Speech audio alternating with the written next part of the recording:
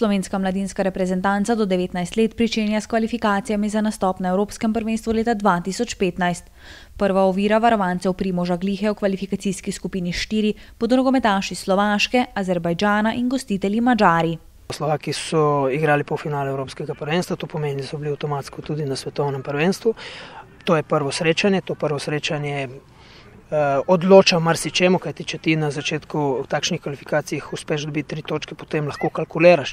Med izbrano 18-terico je kar nekaj nogometašev, ki imajo izkušnje iz prvoligaških zelenic. 2 nabirata minute v Italiji, 1 pa se kali v Nemčiji.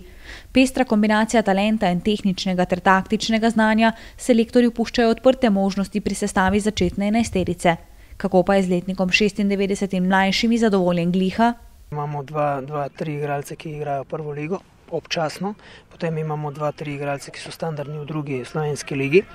Glede na to, da so to mladinske kategorije, je to v redu.